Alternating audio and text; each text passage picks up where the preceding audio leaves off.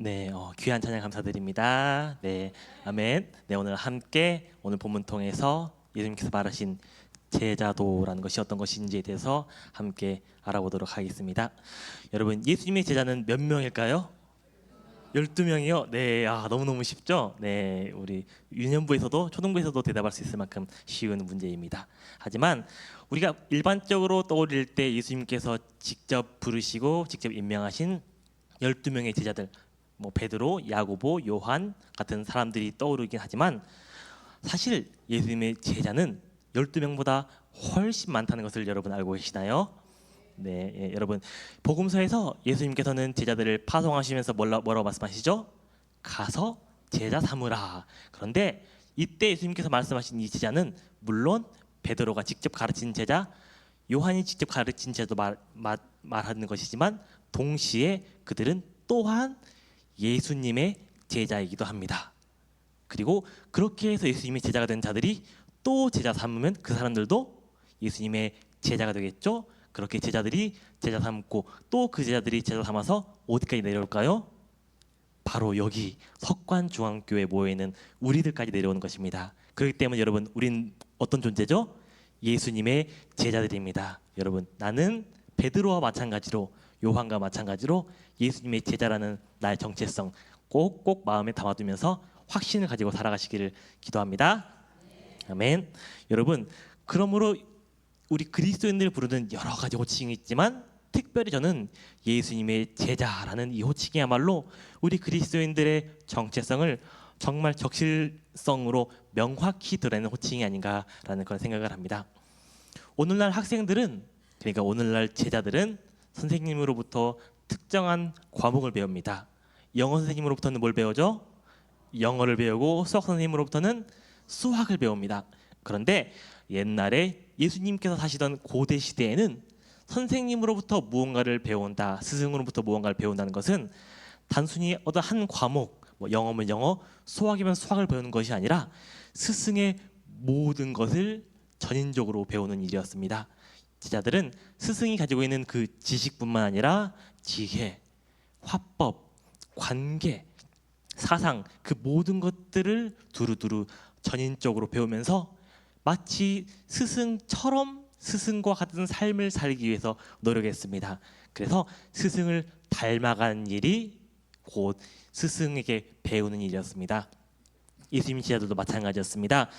예수님의 제자도의 핵심이 무엇이냐면은 예수님께서 가르친 그 말씀으로부터 나한테 유용한 것만 쏙쏙쏙쏙 빼서 배우는 것이 아니라 예수님께서 말씀하신 모든 것, 예수님께서 행하신 모든 것을 마치 내가 하는 것처럼 모두 닮아서 나 자신이 작은 예수가 되는 것, 그것이 바로 예수님께서 말씀하신 제자도의 핵심인 것입니다.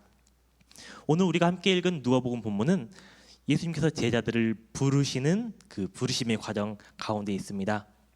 예수님께서는 공생애를 이제 시작하시면서 이제 목수로서 사생의 삶을 마무리하시고 공생애를 시작하시면서 예수님을 따르는 많은 무리들 가운데 12명의 제자들을 먼저 뽑으셨습니다. 이 12명의 제자를 뽑으신 이유는 이전에는 이 땅에 존재하지 않았던 교회라는 언약의 공동체를 세우시기 위함이셨습니다.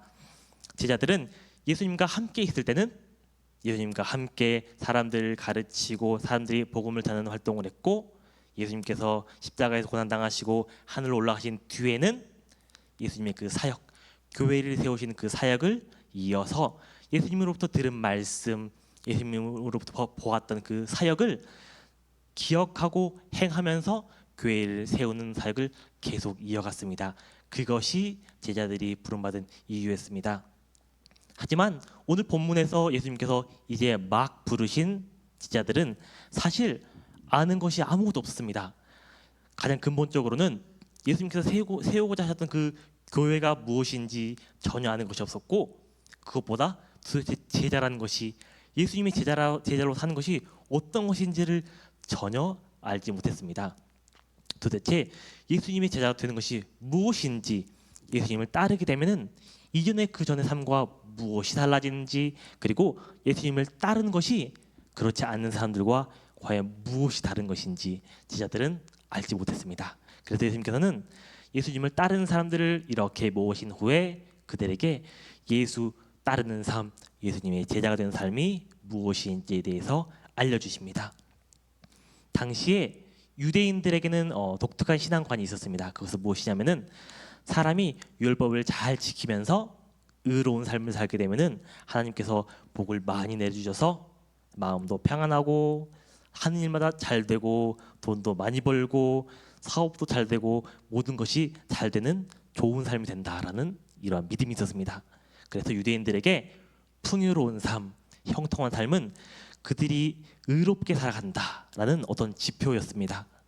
그런데 이러한 믿음의 문제는 뭐냐면은 거꾸로 누군가가 가난한 삶을 산다, 누군가가 병에 아파서 시달리는데 치료되지 않는다라는 것은 어떤 것을 의미할까요? 그 사람이 죄가 있거나 그 사람의 부모가 죄가 있기 때문에 하나님께서 그 사람에게 벌을 내리신다라는 그러한 생각을 가지고 있었습니다. 하지만 예수님께서는 우리 그리스도인들, 예수님의 제자의 삶은 유대인들의 이러한 기복주의적인 신앙관을 뛰어넘는 신앙을 가지고 있다는 것을 가르치십니다. 오늘 예수님께서는 오늘 본문에서 예수님의 제자가 되면은, 예수님을 따르게 되면은 이 땅에서 배고프게 될 것이라고 말씀하고 계십니다. 이 땅에서 가난하게 될 것이라고 말씀하고 계십니다. 이 땅에서 눈물 많은 삶을 살게 될 것이라고 말씀하고 계십니다. 또한 예수님께서는 예수님을 따르는 제자가 되면은 사람들에게 미움받고 욕먹고 버림받고 멀리함을 받는 비참한 삶을 살아가게 될 것이라고 말씀하고 있습니다. 여러분, 예수님께서 말하시는 이러한 삶은 유대인들의 신앙관에서는 어떠한 삶이죠? 복 받지 못한 삶이죠. 그렇다는 것은 어떤 것을 의미하죠? 이들은 의롭지 못한 자들, 하나님으로부터 버림받은 자들이라는 것을 의미합니다. 여러분, 실제로 예수님의 제자들은 사회적으로 가난하고 형편이 변변치 않는 사람들이 대부분이었습니다. 12제자들의 직업을 생각해 볼까요? 어떤 사람들이 있었죠? 어부들이 있었고 목수가 있었고 세리가 있었습니다. 이 직업들은 물질적으로 풍요롭고 돈이 많다고 할 수 없는 직업들이며 또한 사람들로부터 존경받는 직업도 아니고 정말 난 목수가 되고 싶어, 어부가 되고 싶어 라면서 선망받는 직업도 아니었습니다. 또한 예수님을 따라다니는 사람들의 그 대부분은 다들 자신의 필요를 위해서 예수님을 따랐습니다. 어떤 사람들은 자신의 삶의 고통과 아픔, 치료되지 않는 병 때문에 이것을 예수님으로부터 치료받아 볼 요량으로 예수님을 따라다니는 사람들이 많았습니다. 그리고 어떤 사람들은 한 끼 먹을 식량이 없어서, 식사가 없어서 예수님께서 오병이어 기적처럼 기적을 베푸셔서 좀 한 끼 배부르게 먹이시지 않을까라는 그런 마음에서 예수님을 따랐습니다. 그러나 예수님께서는 이처럼 세상의 복으로부터 철저하게 소외된 예수님의 제자들, 예수님을 따르는 자들을 향해서 뭐라고 말씀하시냐면은 너희는 복받은 사람이다라고 이렇게 말씀하십니다. 예수님께서는 예수님을 따르는 제자들의 정체성을 복받은 자들이라고 규정하고 계신 것입니다. 그러나 유대인들이 생각하는, 그리고 오늘날 세상 사람들이 생각하는 복과 예수님께서 말씀하시는 제자들이 누리게 될 복은 엄연히 다른 것이었습니다. 여러분, 무엇이 달랐을까요? 첫 번째는 그들이 복을 받는 이유가 달랐습니다. 여러분, 유대인들은 자신들의 율법을 열심히 잘 지켜서 하나님으로부터 의롭다라고 칭찬받으면서 자기들이 복받을 자격이 있다고 그렇게 생각했습니다. 율법을 잘 지켰기 때문에 그 잘 지킨 것에 대한 상으로서 나에게 복이 오게 된다라고 생각한 것이죠. 하지만 하나님이 보시기에 유대인들의 이 율법 준수와 의로움은 오히려 위선에 가까웠습니다. 표면적으로는 유대인들은 율법을 잘 지키는 척, 선하고 의롭게 산 척 이렇게 포장했지만 사람들이 보지 않을 때 저기 뒤에서는 악을 저지르고 다른 사람들을 괴롭히는 일을 서슴없이 저질렀습니다. 그러면서도 유대인들은 나는 의로우니까 복받아 마땅하다라고 이렇게 생각했습니다. 그러나 유대인들이 복을 받는 방식과 그리스도인들이 복을 받는 방식은 완전히 달랐습니다. 그리스도인들은 오히려 자신이 죄인이라는 것을 깨달으면서 예수님 앞에 애통하는 마음으로 나의 죄를 고백하면서 두 손 두 발 다 들면서 예수님께 나아왔습니다. 그러자 예수님께서는 이 두 손 두 발 다 들고 온 이 불쌍한 사람들을 예수님의 보혈로 씻기시고 그리고 예수님의 의로움으로 옷 입혀주셨습니다. 그래서 예수님의 제자들은 예수님으로 말미암아 의로워졌고 이를 통해서 하나님의 자녀가 되는 권세를 얻게 된 것입니다. 여러분, 우리가 부모님의 자녀가 된다면은 어떤 게 뒤따르게 되죠? 이제 부모님으로부터 상속이 뒤따르게 됩니다. 네, 우리 아버지가 부자라면은 아버지 재산은 다 내 거죠. 네, 그래서 예수님의 제자들은 하나님의 자녀가 되었기 때문에 하나님으로부터 상속이 예정되어 있습니다. 그것이 무엇이냐면은 하나님의 나라가 바로 우리의 것이 되는 것이죠. 그래서 예수님께서는 제자들이 하나님의 자녀가 됨으로써 하나님의 나라를 소유하게 되었다라고 말씀하십니다. 그리고 두 번째로 예수님의 제자들은 세상 사람들과 누리게 되는 복이 달랐습니다. 유대인들, 오늘날로 세상 사람들은 이 땅에서 소유하고 누리고 즐기는 것을 복의 전부로 여겼습니다. 그렇기 때문에 유대인들은 자신들의 지금 누릴 수 없는 자신의 눈에 보이지 않는 것들은 무가치하게 여겼습니다.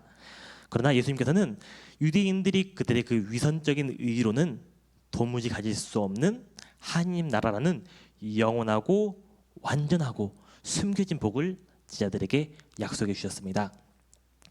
예수님께서는 오늘 본문에서 이 땅에서 끝나게 될, 이 땅에서 누리고 이 땅에서 삶이 끝나게 되면 더 이상 누리지 못할 그 유대인들의 복과 죽음 이후에도 영원히 끝나지 않는 우리 그리스도인들 하나님 나라의 복을 지금의 복과 이제 그날의 복으로 대조시켜서 설명하고 계십니다. 유대인들, 세상 사람들에게는 지금 그리고 이 땅에서 가지고 즐기고 누리는 것이 가장 중요했습니다. 그래서 그들은 지금 이 땅에서 자신들을 배불릴 재물과 권력에만 관심이 많았습니다. 그래서 지금 이 땅에서 사람들에게 인정받고 칭찬받고 행복한 삶을 누리기를 바랬으며 지금 이 땅에서 행복하고 슬픔 없는 삶을 살아가는 것을 중요하게 여겼습니다. 반면 지금은 보이지 않고 믿어지지도 않는 그날에 주어질 하나님의 복은 뜬구름 잡는 이야기, 무가치한 이야기로 여기면서 거절하고 부인했던 것을 우리는 볼 수 있습니다. 반면 유대인들과 달리 예수님의 제자들은 예수님께서 약속하신 그날에 하나님 나라에서 받게 될 그 신령한 복을 진심으로 간구했습니다. 제자들은 비록 그 복이 지금 이 땅에서는 만져지지도 않고 눈에 보이지도 않지만 하나님께서 주신 그 믿음으로 말미암아 믿음의 눈으로 약속을 선명하게 바라보았습니다. 그리고 무엇이 다르냐? 세 번째로 복으로 말미암아 그들의 삶과 그들의 가치관이 달라졌던 것을 우리는 볼 수 있습니다. 유대인들은 예수님의 복음을 거절했습니다. 왜냐하면은 예수님의 복을 따르다가 자칫 이 땅에서 자신들이 누리고 있는 이 복을 빼앗길까봐 두려웠기 때문이죠. 그래서 유대인들이 이 하나님 나라와 세상의 복 사이의 갈등을 대표적으로 보여주는 것이 바로 복음서에 등장하는 부자 청년의 이야기입니다. 여러분, 부자 청년이 예수님께 와서 예수님께 내가 율법에 있는 모든 말씀을 지키고 살아왔습니다. 의롭게 살아왔습니다라고 이야기할 때 예수님께서 뭐라고 말씀하시죠? 너가 그렇다면은 마지막으로 할 게 하나 더 있다. 너가 가지고 있는 그 모든 재산 팔고 나를 따르거라라고 이렇게 말씀하십니다. 예수님께서는 청년에게 이 땅에서의 행복, 이 땅에서의 복과 하나님 나라의 복 사이에서 선택할 것을 제안하고 계신 것입니다. 과연 그 둘 중 어떤 것을 네가 더 중요하게 생각하느냐를 시험하고 계신 것입니다. 부자 청년은 고민하다가 결국 하나님 나라를 포기하고 그 대신 자신이 가지고 있는 재산을 선택합니다. 그 재산을 놓지 못한 것이지요. 그리고 예수님은 떠납니다. 그도 다른 유대인들과 마찬가지로 하나님 나라의 약속을 믿지 못한 것이며 하나님 나라의 가치를 끝끝내 인정하지 못한 것입니다. 여러분, 하지만 예수님의 제자들은 하나님 나라의 복을 진지하게 믿고 기대하고 중요하게 생각했기 때문에 이 땅에서의 복, 이 땅에서의 행복, 이 땅에서의 슬픔을 기꺼이 감당하면서 포기할 수 있었습니다.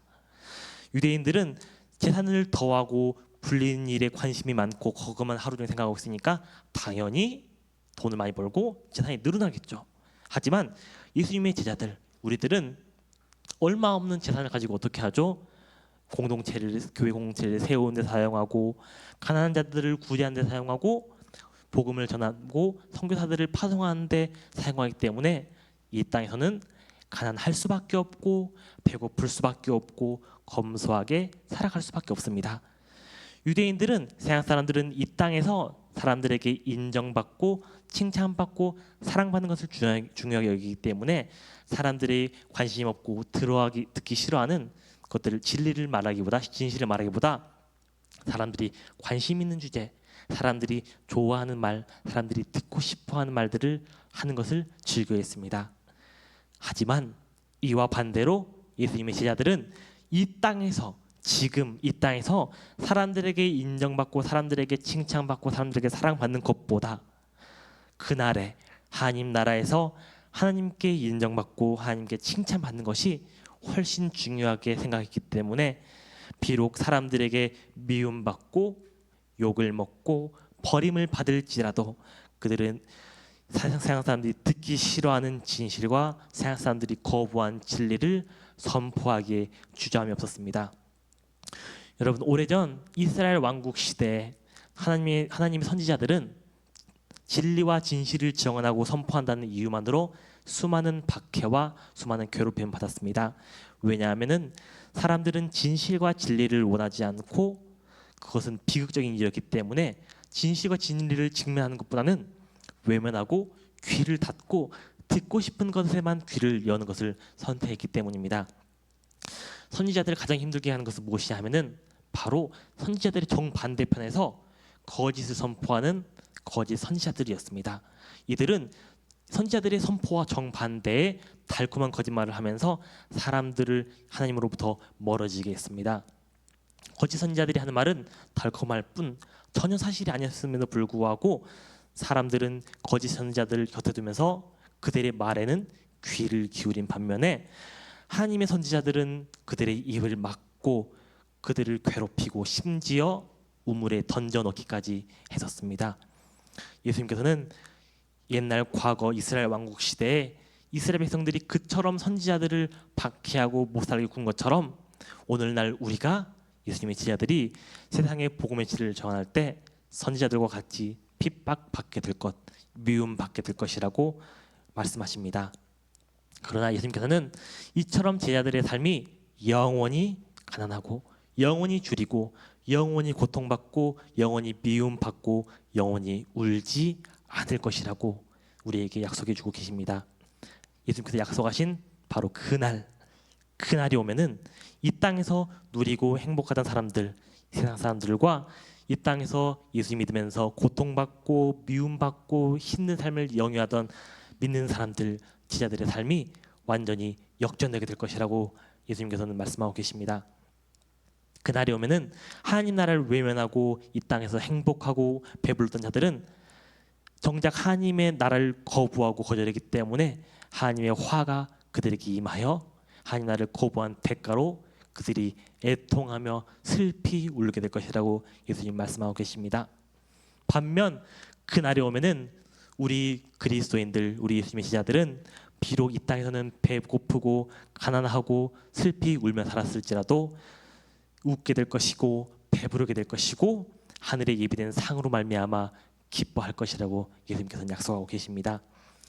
이 진리는 세상 사람들은 알지 못합니다. 이 진리는 오직 우리 예수님의 제자들만 알고 있습니다. 그렇기 때문에 이 진리를 믿는 우리 그리스도인들, 우리 예수님의 제자들은 이 땅에서의 가난, 이 땅에서의 슬픔, 이 땅에서 고통 때문에 좌절하거나 실망하지 않습니다. 마치 밭에 감추인 보화가 곧 나의 소유가 될 것이라는 것을 알고 기뻐하는 사람처럼 비록 지금은 약속 이외에는 아무것도 우리에게 주어지지 않았지만 장차 주어질 하나님 나라의 복으로 인하여 슬픔과 고통 속에서도 기쁨을 누리며 살아가게 되는 것입니다. 예수님께서는 또한 윤리에 대해서도 유대교를 뛰어넘는 제자의 도, 제자의 길을 우리에게 알려주십니다. 유대인들은 윤리의 대원칙을 동해보복법으로 삼았습니다. 동해보복법 되게 어렵죠? 쉽게 말하면 눈에는 눈, 이에는 이, 내가 당한 만큼 상대에게 돌려준다라는 법칙입니다. 사실 눈에는 눈, 이에는 이는 되게 공정하고 공의로운 처벌이었습니다. 왜냐하면은 고대 시대에는 당시에는 지금처럼 사법 시스템이 잘 정비되지 않았기 때문에 사람이 죄를 저지르고 남에게 피해를 입히더라도 재판을 통해서 이렇게 사건을 마무리하는 것보다는 사적 제재, 즉 복수를 통해서 일을 해결하는 경우가 많았습니다. 그런데 복수를 하게 되면 어떻게 되죠? 내가 당한 것보다 똑같이 돌려주지 않겠죠? 훨씬 더 가중해서 돌려주게 됩니다. 그리고 복수를 하게 되면 점점점 서로 그 미움의 정도가 커지게 됩니다. 그렇기 때문에 유대인들과 당시 고대 사회에서 규정한 것을 무시하면은 딱 내가 당한 만큼만 돌려줘라 라고 하는 것이 바로 동해보복법의 원칙인 것이었습니다. 하지만 예수님께서는 제자들에게 당시 사회에서 통용되던 이 법칙을 뛰어넘는 더 높은 수준의 윤리를 요구하십니다.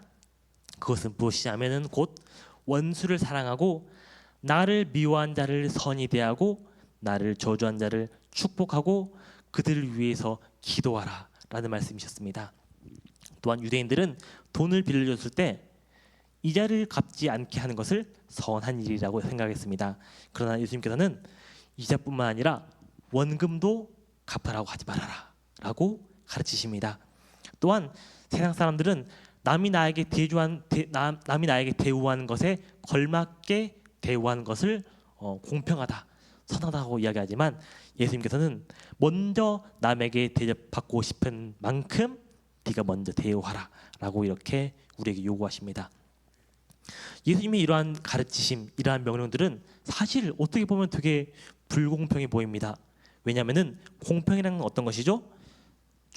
저울이 수평을 이루는 것을 우리는 공평이라고 이야기합니다. 그런데 예수님께서 우리에게 요구하신 이 윤리는 아무리 봐도 추가 우리 쪽에 많이 기울어 있는 것을 우리는 보게 됩니다. 그런데 예수님께서는 왜 제자들에게, 우리들에게 평등을 뛰어넘는 윤리를 요구하셨던 것일까요? 그것은 바로 우리의 아버지 되시는 하나님께서 먼저 우리에게 그렇게 행하셨기 때문이라고 말씀하고 계십니다. 함께 누가복음 6장 35절에서 36절 한번 읽어볼까요? 함께 읽어보겠습니다. 자, 오직 너희는 원수를 사랑하고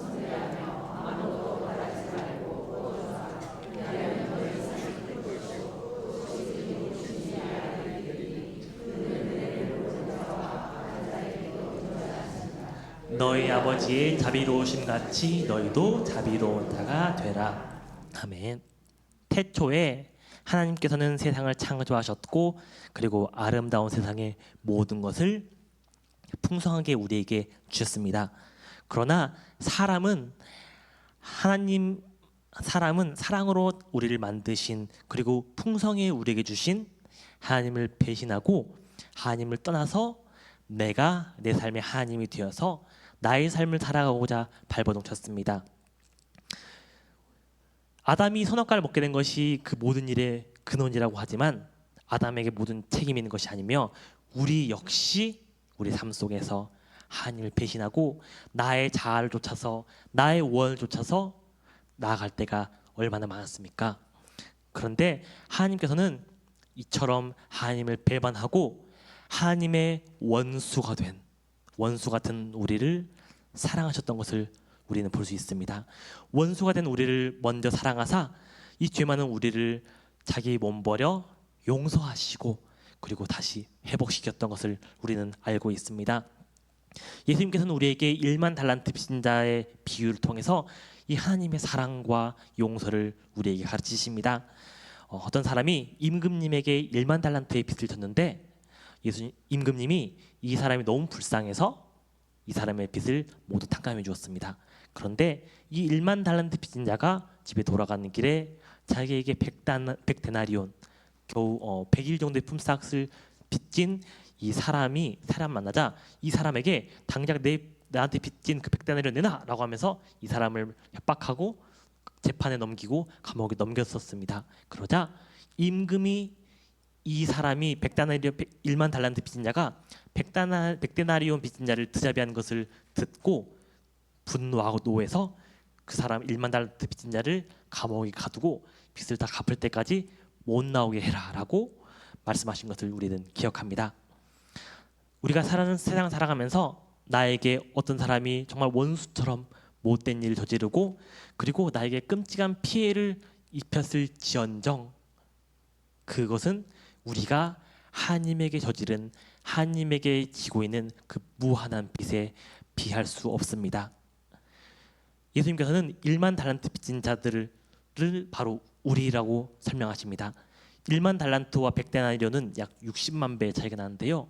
1만 달란트라는 것은 영원히 갚을 수 없는 불가능의 빚을 의미합니다. 하지만 우리는 살아가면서 누군가로부터 100데나리온, 200데나리온의 여러 가지 상처와 어려움을 받습니다.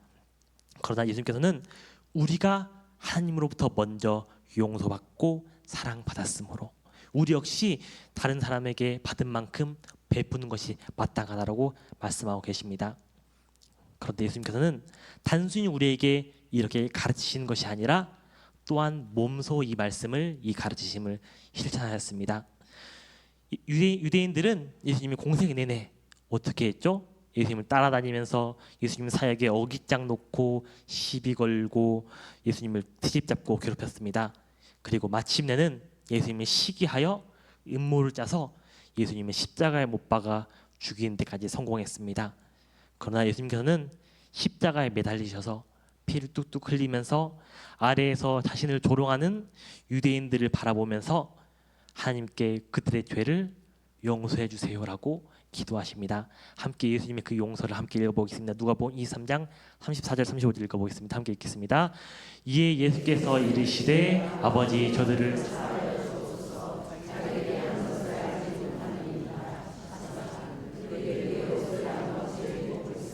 백성은 서서 구경하는데 관리들을 비웃어 이르되 저가 만일 택하신 자 그리스도면 자신도 구원할지어다 하고 아멘.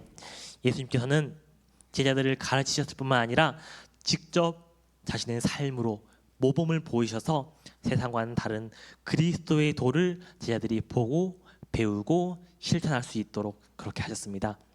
예수님께서는 나를 사랑한 자를 우리가 사랑하면은 나에게 선대한 자를 내가 선대하면은 나에게 빌린 것을 그대로 되갚게 하면은 도대체 우리가 세상 사람들과 다른 것이 무엇이냐라고 우리에게 반문하십니다. 예수님께서는 우리가 하나님의 자녀로서 하나님 나라를 소유한 자라면 예수님의 제자로서 그분의 도를 따르는 자라면 유대교를 뛰어넘는 세상의 정의와 세상의 도덕을 뛰어넘는 하나님의 사랑과 예수님의 가르침을 따르고 실천할 것을 우리에게 명령하셨습니다. 초대교회 성도들은 참된 제자가 되기 위해서 예수님의 가르치심을 온몸을 다해 지키려고 노력했습니다.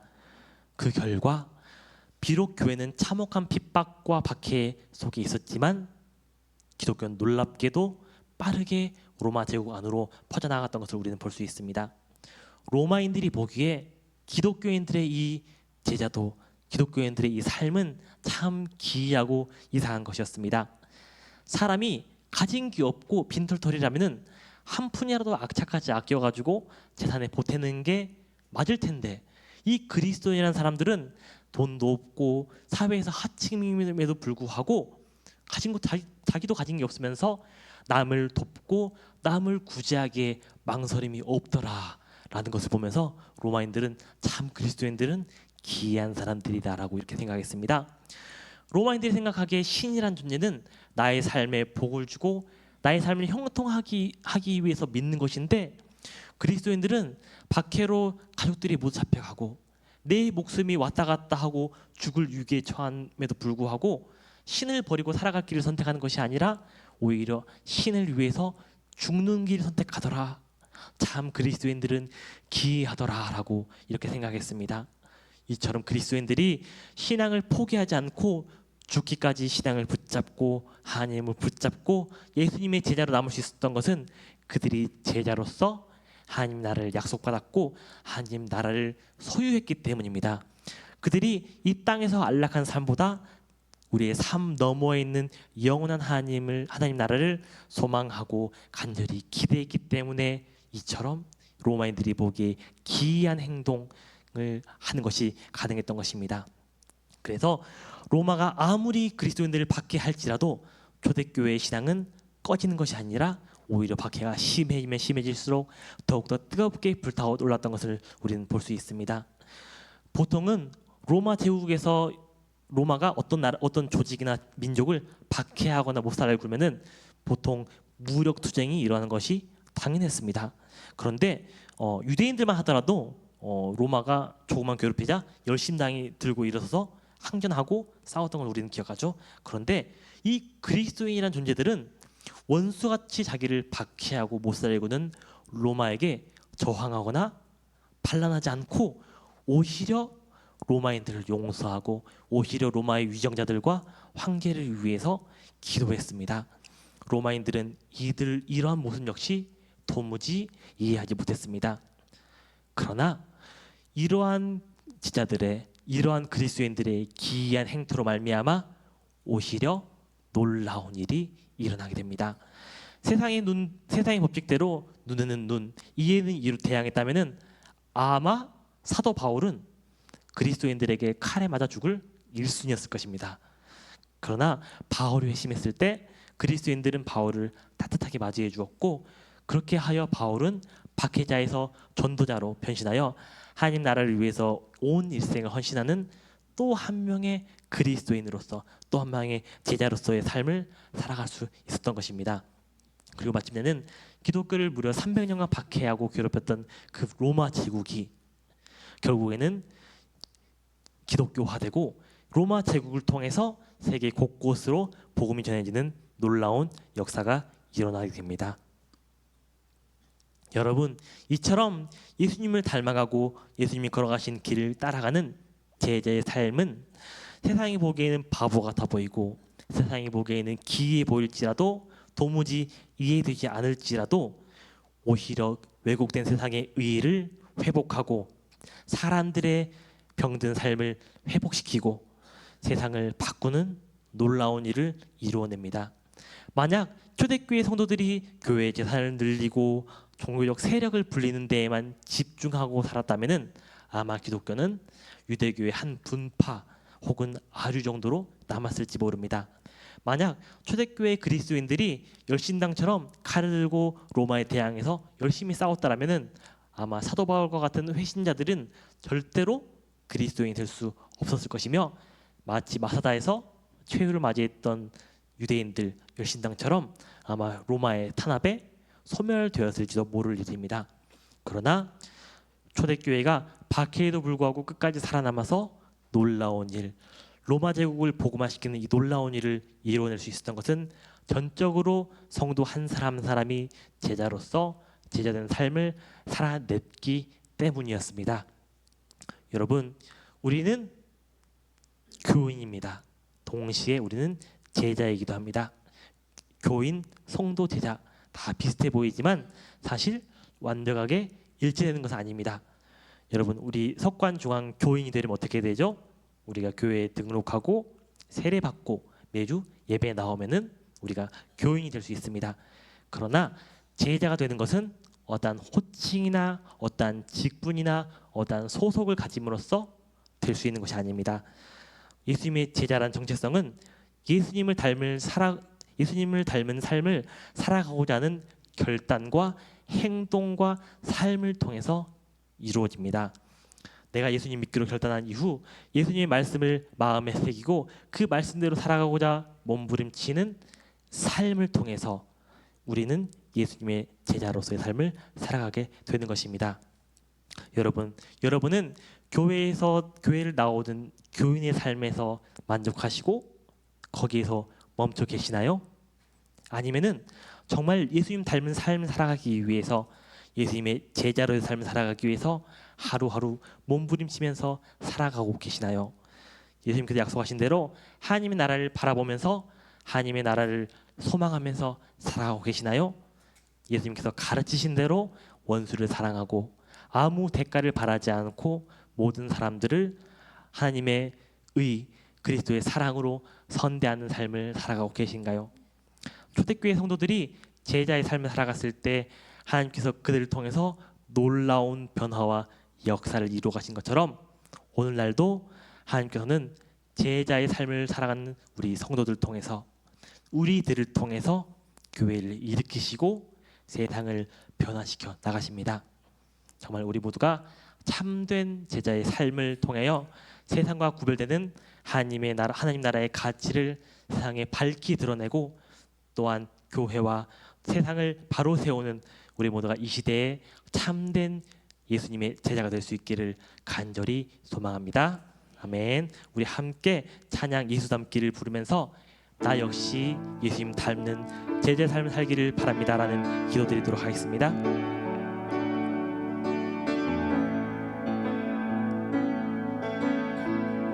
내 삶의 소망, 내 삶의 소망, 내가 바라는 한 분, 예수 닮기를 내가 원하네. 한없는 사랑, 풍성한 그 큐, 예수 닮기를 내가 원하네. 예수 닮기를, 예수 닮기를, 예수 보기를, 예수만 높이길 내가 원하네. 내 평생 소원, 예수 닮기를, 예수만 닮기를 내가 원하네. 온유하시고 온유하시고 겸손하신 성품, 예수 닮기를 내가 원하네. 자비하시고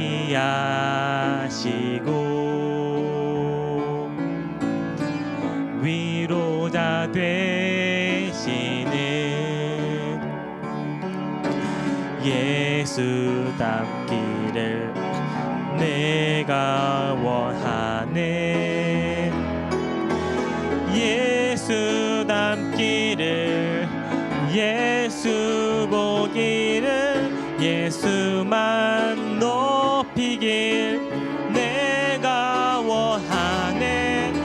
내 평생 소원, 예수 닮기를, 예수만 닮기를 내가 원하. 예수 닮기를, 예수 닮기를, 예수 보기를, 예수만 높이길 내가 원하네. 내 평생 소원, 예수 닮기를, 예수만 닮기를 내가 원하네. 이 시간 함께 기도할 때 함께 나눈 말씀 기억하면서 내가 정말 예수님의 제자로서 바른 그리스도의 제자로서 담대히 서 나가기를 간절히 기도하기를 원합니다. 정말 세상 사람들처럼 세상을 바라보는 것이 아니라 오직 하나님 나라의 소망을 주는 삶을 살아가며 세상의 도덕, 세상의 의가 아니라 오직 그보다 더 높은 예수 그리스도의 가르치심, 예수 그리스도의 말씀에서 비롯된 그 하나님 나라의 의를 세상에 드러내는 제자의 삶을 살아가기를 간절히 소망하는 마음으로 교회를 일으키고 세상을 변화시키는 제자의 삶을 살아가기를 굳건히 결단하는 마음을 함께 기도하며 나아가겠습니다. 함께 기도하겠습니다. 하나님 아버지 감사합니다. 우리 사랑하시사 예수 하나님의 자녀로 삼아주시고 또 또 하나님의 의로서 하나님의 제자 삼아주심 주여 감사드립니다. 우리가 살아갈 때 정말 성도로서 멈추는 것이 아니라 교회에서 멈추는 것이 아니라 예수 그리스도의 제자로서 예수님 닮아가는 삶 살아갈 수 있도록 주님 도와주셔서 예수님 따르는 삶 살아갈 수 있도록 주님 도와주셔서 그러면서 세상을 따르는 것이 아니라 예수님께서 보여주신 하나님 나라를 소유하는 삶을 살아갈 수 있도록 주님 도와주시며 세상의 의, 세상의 도덕, 세상의 윤리를 따라가는 것이 아니라 예수님께서 가르치시고 예수님께서 보이신 하나님 나라의 의, 하나님 나라의 도덕, 예수 그리스도의 윤리를 세상 사람들에게 보이고 드러내고 세상 사람들에게 밝히 보일 수 있는 우리가 될 수 있도록 주님 도와주셔서 그럼으로써 교회를 일으켜 세우고 하나님 나라를 변화시켰던 하나님 나라를 이루었던 이 초대교회 성도들처럼 이 시대에 우리가 이 시대에 예수님의 제자가 되어서 교회를 일으키고 세상을 회복시켜 나가는 우리가 될 수 있도록 주님 도와주십시오.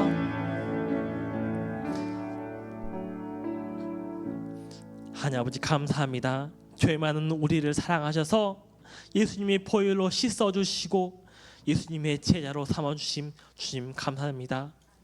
우리가 세상 따라가지 않도록 주님 도와주셔서 세상의 행복, 세상의 즐거움, 세상 도덕, 세상 윤리 따라하는 것이 아니라 하나님께서 약속하신 하나님 나라의 행복, 하나님 나라의 즐거움, 하나님 나라의 기쁨을 바라보면서 소망하며 살아갈 수 있도록 주님 도와주시며 세상이 말하는 그 도덕, 세상이 말하는 의로움을 따라가는 것이 아니라 예수님께서 먼저 본을 보이시고 예수님께서 먼저 가르치시고 걸어가셨던 하나님 나라의 윤리, 하나님 나라의 도덕을 세상 사람들에게 밝히 드러내 보이면서 초대교회 성도들이 교회를 세우고 이 하나님 나라를 이 땅에 본을 보인 것처럼 우리 역시 이 땅에서 교회를 세우고 세상을 변화시키는 하나님의 제자로서의 귀중한 사명 감당할 수 있도록 주님 도와주셔서 이 모든 기도를 주 예수 그리스도의 이름으로 기도드렸습니다. 아멘. 귀한 말씀 감사합니다. 우리